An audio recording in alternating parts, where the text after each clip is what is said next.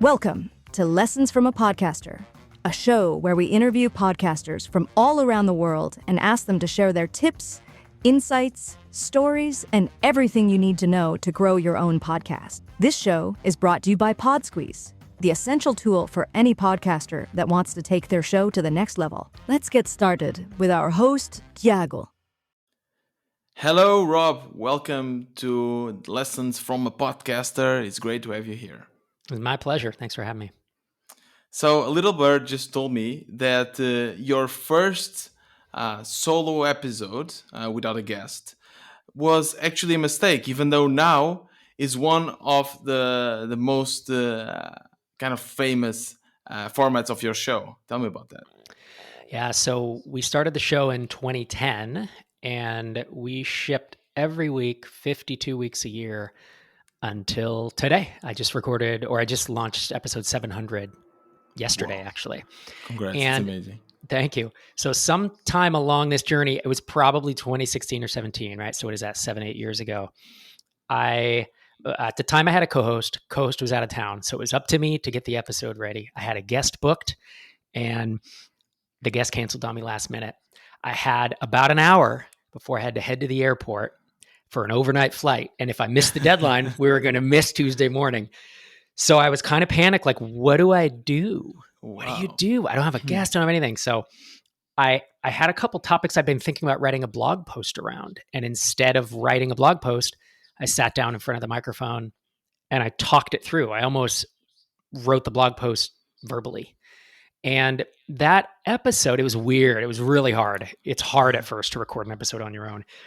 But it got a lot of feedback right away of like, I want more episodes like this. We want more episodes of like your thoughts, not just you chatting with XYZ person. And that has since, as you said, become one of the most popular formats of the show. I call them Rob Solo Adventures. Mm-hmm. Do you normally script your shows or you just like go and bullets, just bullets. Yeah. Bullet I've been doing them long enough. Yeah. That I have a topic that will sometimes just be a sentence that will turn into 4 or 5 minutes, maybe more of audio. Other times I'll have a few more bullets than that if I really want an example and this and that I think about, but they're pretty lightly outlined. Mm-hmm. So tell us about your show. So if you could pitch, like elevator pitch about your show, what's the name and what it's about? Yeah, it's called Startups for the Rest of Us. And the idea behind the name is we are not the typical startup podcast that focuses on venture capital and having billion-dollar outcomes. And so it's for the rest of us who can't move to the Bay Area, to Silicon Valley, who can't work 90-hour weeks, who want freedom and to have good, healthy relationships. And I had a wife and kid, applied to Y Combinator. If I'd gotten in, I really couldn't have done it. I couldn't have moved to San Francisco.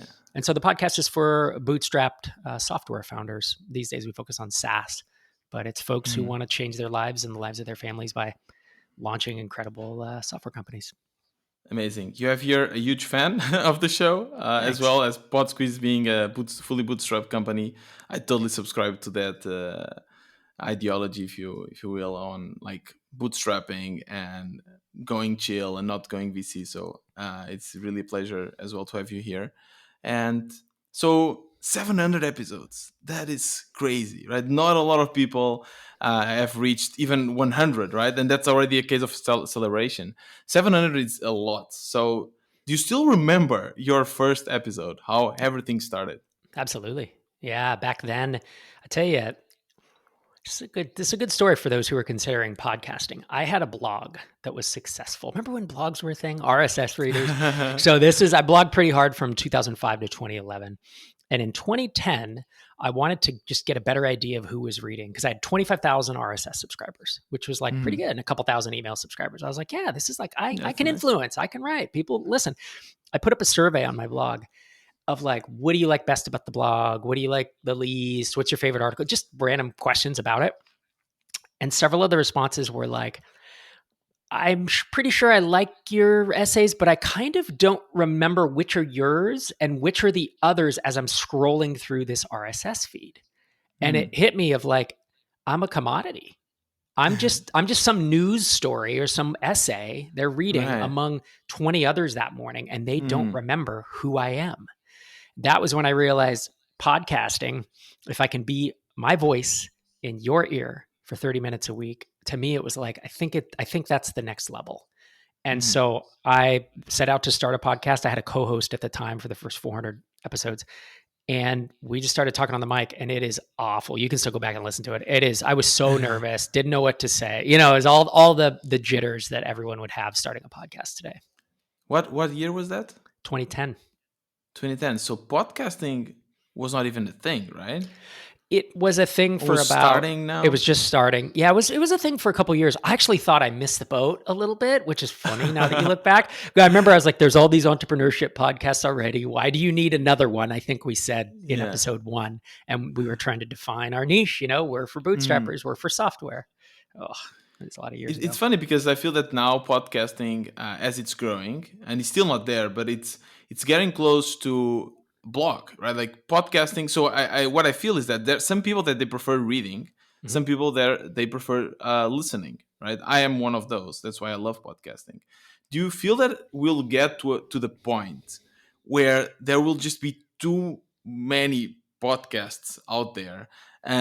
Where people, there'll be a new Rob that will be thinking, oh man, I have this podcast, but I'm a commodity. I need to go back to blog. Is that a possibility? I don't think well, it depends on if you start your podcast and you don't inject yourself into it. So that's a mistake that I made for several hundred episodes. What does it mean? Well, like, let's say all you do is interviews. Let's say all you do is interviews, and the episodes are all about your guests and not at all about you, and people barely know who you are, what you think, your opinions on things. Then you are a commodity, because I can go to 20 other startup interview podcasts and I can listen to them, and I won't remember your interview from those on Mixergy, from those on somewhere else. If you listen to, I don't do a lot of interviews. I probably interview 1 out of every 4 or 5 episodes, but if you listen to them, I interview and then I give my take on their story, and I give sometimes advice, or I give sometimes resonance. I will share my own story of having the same experience, being hacked or having a cease and desist, or, having my app crash or whatever. So I am wrapped up in all the stories. And I'm not saying make every episode about you as the host, because then that sucks too, right? But it's like interjecting yourself a bit into the episodes keeps you from being a commodity. You then have the personality that people resonate with. Right. Did you notice a shift when you first started your solo episodes in the way your audience interacted with you and how loyal they were to you? I did. I noticed it then. And the other thing I noticed was a good friend of mine, Dan Andrews. He hosts the Tropical MBA podcast. This was probably back in 2018. So it's about 6 years ago now. I was already doing solo episodes then, but he said, you're doing interviews. You're a good interviewer. Things are going great. You know what I want more from your show, Rob? I want more of you in it. I come to the show to hear Rob Walling's thoughts on these topics. And that was a big, because I was trying to stay in the background and not like, but he showed me like, it's your show and you need to be present. And that was the second shift. First shift was solo episodes. Second shift was Dan Andrews telling me, be more opinionated and comment more on whatever's happening in your episodes. Interesting. But why do you think that like one of the biggest, most known podcasts is Joe Rogan's podcast, right? Which is all interviews. Do you think he is a commodity, or do you think he was able... No, or in Lex Friedman and so on. Watch his show. He's not asking a question and sitting back. He's telling stories. He's interjecting. He's making comments. It is a conversation rather than an interview. There is a big difference, Yeah, okay. That now I understand it. So don't just go there and just ask question after question after question. Try to also give a little bit of time for yourself, even if you have a guest. And speak and give your quirks and funny and humor and thoughts and bring that into the show. That's how I think about it. That's not easy to do. I don't want to act like everybody can just do that. I couldn't have done it for the first at least couple years of the show, and I had to learn to do it by doing it wrong a lot, by editing a lot.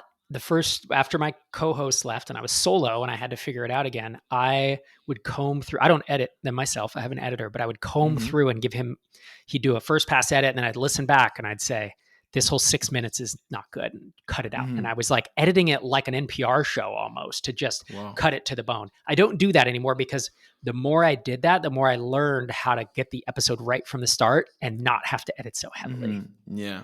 And that's also the beauty of doing solo episodes. You have much more control, right? When you are Yeah. interviewing someone, I get, at least for me, there's a lot of more cuts and editing that one needs to do, right? Usually, yeah.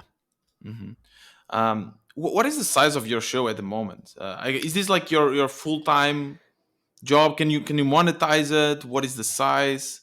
Tell us about this. So it is not my full-time job, but it is part of my full-time job. So I run Tiny Seed, which is a SaaS accelerator for SaaS bootstrappers, where we invest and mentor 50 companies a year there.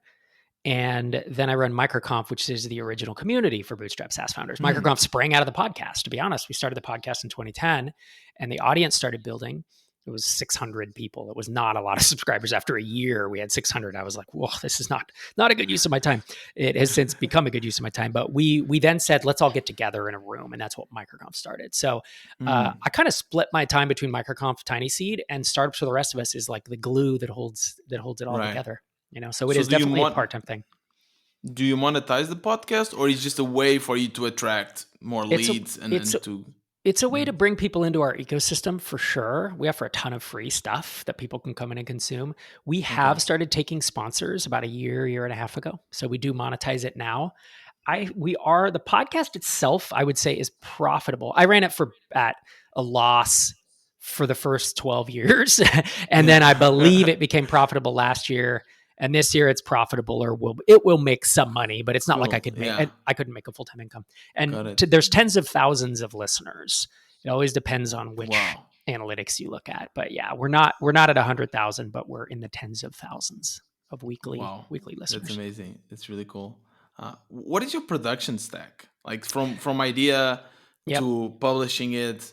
What tools do you use? What do you recommend for people that want to kind of follow your steps? Yep. Yeah, and I would say don't get into the kind of cult of gear. I'll be like, oh, well, if I use what Rob does and I'm going to be successful, it's like, it kind of doesn't matter. Yeah. The first 7 years, I used this crappy headset to record it, and you can go back and hear it. It was fine. We still had tens of thousands of listeners. You know what I mean? It didn't matter. Yeah. But I will say the stack usually starts with like, I'll come up with an idea or someone I want to interview. The ideas are things that I'm coming up with as I'm listening to audiobooks, podcasts, reading, thinking, and I throw them all into a Trello board. I also ask for listener questions. I answer a lot of those. So all that comes in, I'll sit down and say, what have I not done in a while? What episode format haven't I done in a month or two? And then I'll just come up with it and say, all right, here's all my ideas. I'll just pick one and riff on it. The tools I use to record, we use Riverside, and then this microphone is a Audio-Technica ATR 2100X. It's like a $60, $70 microphone. It's not expensive. So you're not using the Rode that everyone uses, Shure. I mean, I totally would. Yeah. I would. Yeah. I've thought about it, but this mic works great. And my editor knows how to tweak it. He's an audio engineer that works in music, and he knows exactly the signal coming out of this, and he knows how to EQ it to sound the way we want it to sound. So if I switched microphones, he would just have to do that again. There's just no reason to. Yeah. So cool. But those mics are great. Sure. I mean, I have been in several bands, and we use Shure SM58s all the time. Yeah. So I just don't think that matters that much. Just get a USB mic. It's easy. You plug it in. From there, we host the files in Dropbox, and then we used to just have a Google Doc, and we would literally email the engineer and say, hey, this is ready, go grab the files. Then we moved to Notion, which was fine. It was like a Trello thing. And then that's fine too. Whatever you use is okay. We shipped 400 episodes in just using a Google Doc. So that's fine.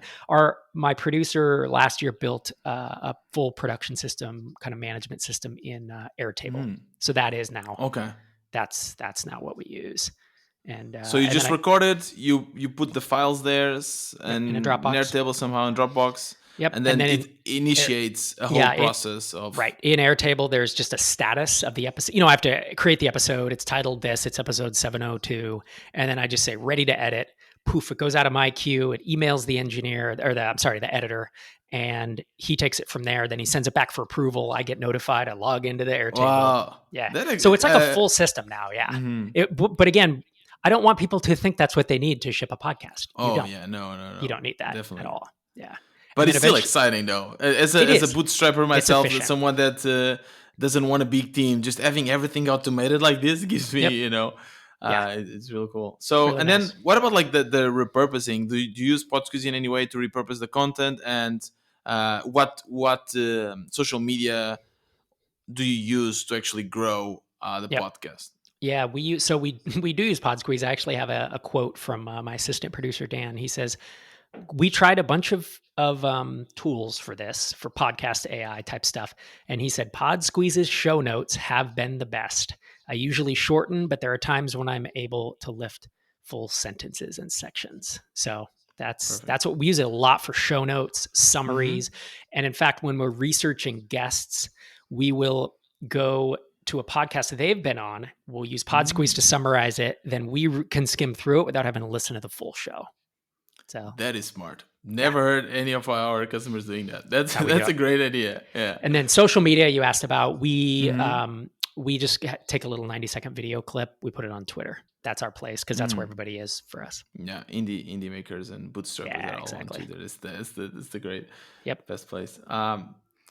I'm interested in knowing, kind of shifting gears a little bit and back to the podcast. Do you have some like interesting story or event that you would like to share about in your podcast? Something happened, something funny that happened to you? Yeah, probably the episode I had the most trouble recording. It was one of the very first episodes after my co-host left, and I wanted all of them to be perfect because I wanted to retain the audience and wanted to build it and change the format of the podcast and make it great. And so at my recording time, I learned like the day before that I had to bring one of my kids to some appointment 30 minutes out. And I was like, this sucks. So I brought my kid there. I went to this coffee shop that I knew was quiet, sat down. I said, guys, I'm going to have to record this podcast. Apologies. So I sit down, internet's fast, everything's fine, everything's quiet, which is just crazy to think that that's actually going to work. And the fire alarm goes off. Oh. And I'm sitting there and it's like time's ticking down and it's like 5 minutes until I start, 4 minutes until I start, 3 minutes. And I was like, this is unbelievable. Oh. So I gathered all my stuff. So it was an interview? It was an interview. Solo? It was an interview. Okay. Yep. And so I couldn't move it. So I took my whole setup. I was in my wife's car for some reason. I don't know why, but I set it up. I tether to my hotspot on my iPhone. And I hop into, whatever Zencaster. I think at the time maybe we were using Squadcast, and I just record the interview from her car. And I was so stressed, but listening back, it's a really good episode. Like it didn't matter. No one else noticed. I say in the intro, like I'm recording from a car, blah, blah, blah. But like, if I hadn't said that, you wouldn't have noticed, but it's what the show must go on, right? That's what that's what I have to do. I ship every Tuesday for 14 years. I'm not going to miss a day. Yeah. Don't you have like a backlog of episodes pre-recorded? Nope. Almost never. That's crazy. Nope. Our production schedule is I record 2 weeks ahead of the production date. That gives editor time, and then our video editors time. So I have to approve it, and then the video editors take the segment for Twitter and blah, blah, blah. At most I'll have one episode backlogged. What are the must-have questions? The questions that you almost always ask? And how do you extract the most out of each guest so that you create really unique, amazing content? Yeah, that's a really good question. So it took me a long time to learn this. I either interview startup founders who are telling a story of their journey, or I'm interviewing a subject matter expert. So like a copywriter or someone who knows a lot about raising funding, right? Or knows a lot about marketing, just whatever. So with startup founders, it's a story. How do you get them to tell the most interesting parts of the story? The most interesting parts are usually the highs and the lows. It's usually the huge victories and the huge defeats. And so I ask them in advance, if I can, I might say, put together a bulleted list of just your timeline. What happened when? What was interesting? When did you launch? How did you get here? Blah, blah, blah. And so once I see their timeline, I know which points I want to touch on. Usually, I will also ask them, what are the highs and lows that we should cover? I'll get their input on it, right? And then I will ask them questions just to get them to say that. I usually know the story we're telling before I ask the questions, Right. And so, and if it's subject matter experts, that's usually actually easier because then I'm kind of like, could you just throw an outline together? Not an outline per se, but like, let's talk about the 5 things that everybody makes mistakes on, Okay. copywriting, or what are the 5 tips everybody should know or whatever. So, but it So is there's quite a quite a big preparation. There's how many hours would you put before an interview? It's less than you think. So the last 10 interviews I've done have probably been 15 minutes of prep for me. Okay. Yeah. I would imagine a few hours actually. Yeah. No, 15, 20 minutes. It's basically reading through their bullets if they put them together for me.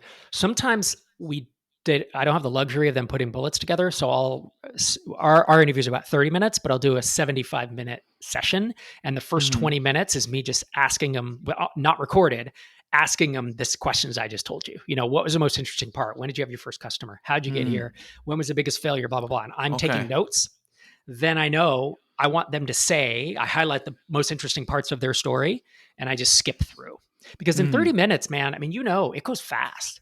You can't tell 20 stories in 30 minutes. You can tell 4 or 5. Right. So you just have to do the best. It's also important to know how to let go, right? Sometimes I feel that, okay, this person, they also have a podcast around that, by the way, like bootstrapping. He started or she started 10 different companies. I cannot speak about everything, right? No.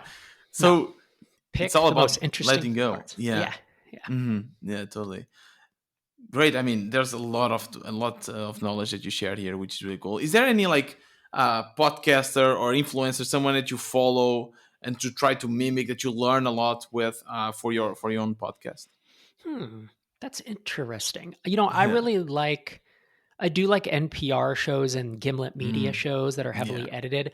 They're very expensive to produce. Yeah, it was very expensive to produce, but I do one season a year on my show called Tiny Seed Tales, and I take one of my founders that I've invested in, and I record an episode every month or two, and so I'll have 10 episodes recorded over the course of a year, and then we really edit them tight. We do voiceovers, we do music like Startup, and we edit it into a season. We release it all within the month. It's cool. 10 episodes. So that's kind of fun.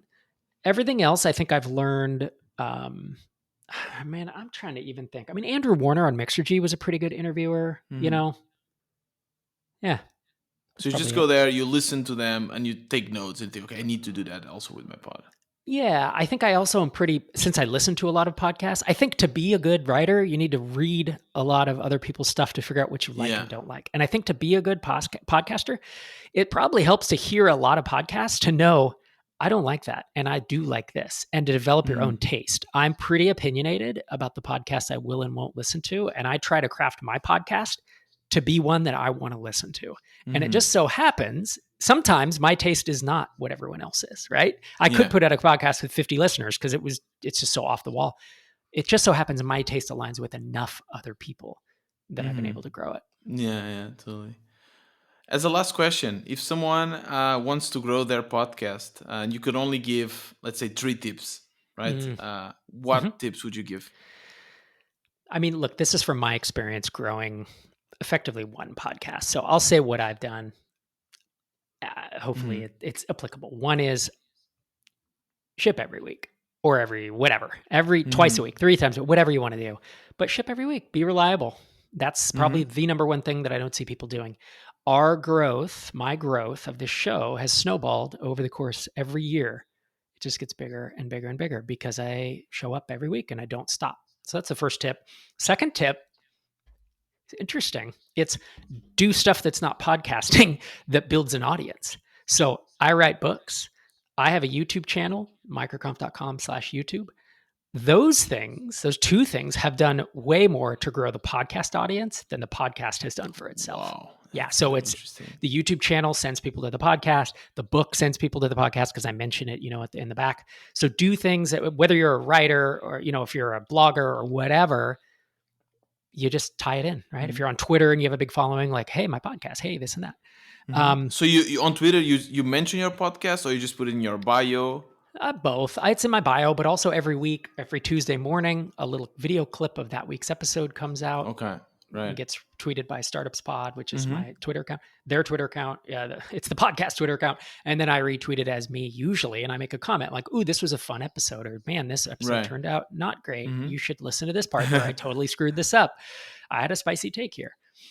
So those are probably my top 2 tips. Like, I think Okay. the third one is make a great podcast that stands out. Like, if you make a commodity, you will be a commodity. So how Totally. every week that I sit down, I think, how can I record an episode this week that they couldn't hear anywhere else? Right? They couldn't go to any other show and hear this Make it episode. unique. How can I be different? Yeah. I have like 9 or 10 show formats. I have Rob Solo. I have listener questions. I have interviews. I have Hot Take Tuesday, which is a group, me and 2 others doing news roundup. I have, I don't know, others I could keep going. I have mentor sessions where I'll mentor a founder. I have, on and on and on. So I think I have like 8 different show formats. Very few others do, but it keeps variety and it's different. And so I'm not saying you have to do what I'm doing, but that's how I've gotten to that, to that place of being unique in our space. Because there's a lot, as you know, there's a lot of bootstrapper podcasts.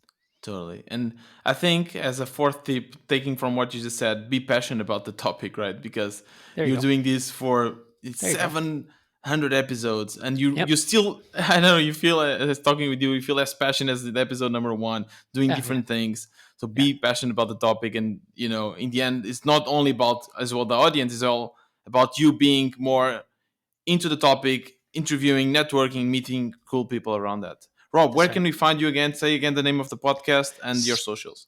Startups for the Rest of Us. It's served anywhere greater podcasts are available. And on social, I'm at Rob Walling on Twitter. Perfect. Thank you very much. Thanks. This podcast is brought to you by PodSqueeze, an essential tool for podcasters that creates show notes, timestamps, clips, and more. Visit podsqueeze.com and use the code PODCASTER for 20% discount in the first 3 months. We release a new episode every Tuesday and Thursday. See you in the next episode of Lessons from a Podcaster.